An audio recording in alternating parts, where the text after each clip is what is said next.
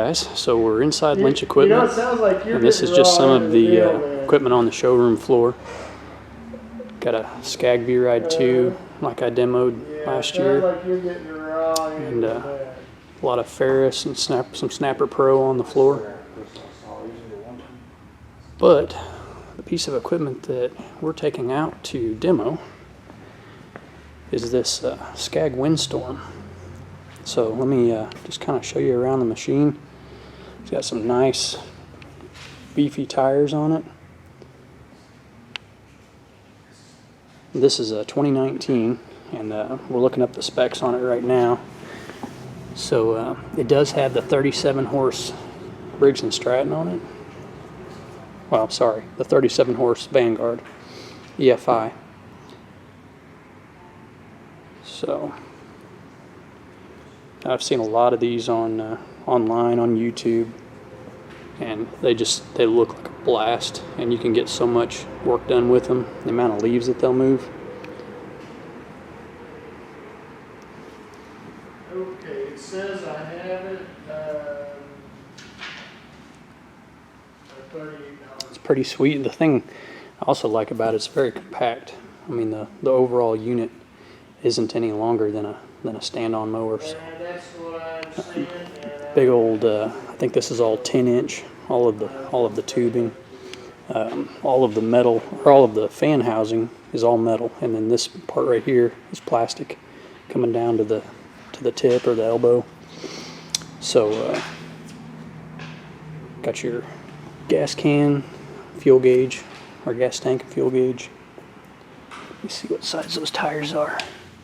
24 12/12s. So nice beefy 24-inch, 12-inch tires. So we've got the Tiger Eye, which I like. That's a nice feature on these. So your blower controls are up here. This is nozzle direction. So you've got left and right, and when you click it, it'll go all the way to the right, or if you click it, it'll go all the way to the left. And then this side is the manual left and right, so you can fine tune anywhere in between the 180. Goes 180 degrees, and then this is your up and down on the tip. So down is forward, and then back is up. So down, up. So that's your tip, and then of course you've got your throttle and your PTO on-off switch. So all of that is just your basic controls, and then everything up here is your Windstorm controls. So park and brake over here. You don't have any deck height, no deck obviously. So let's get ready to load this thing up and take it out and move some leaves. That's the whole point. So.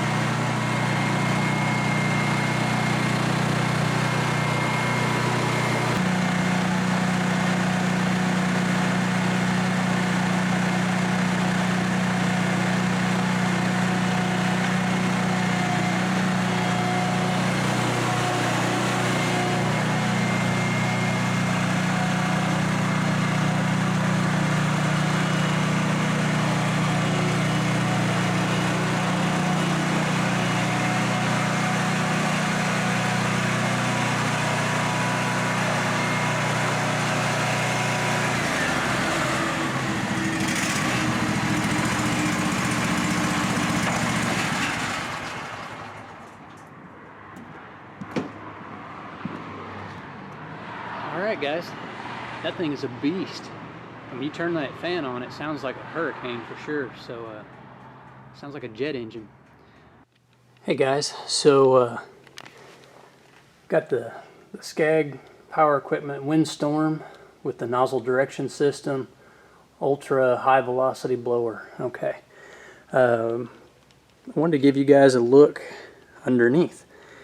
You're gonna see video from me and other people running this thing, seeing how it functions out in the field.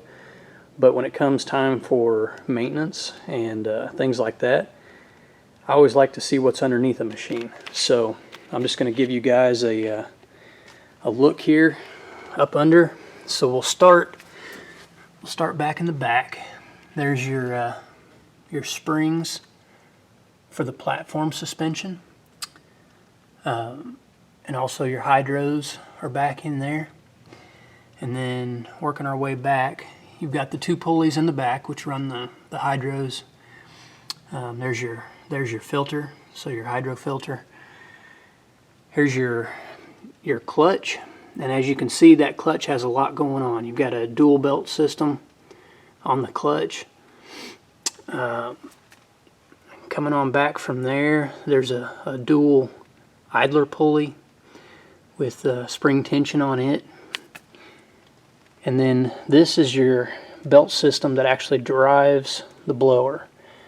So those two belts run through these other pulleys and go up in here and run the belts. So you can see there's a lot going on with it.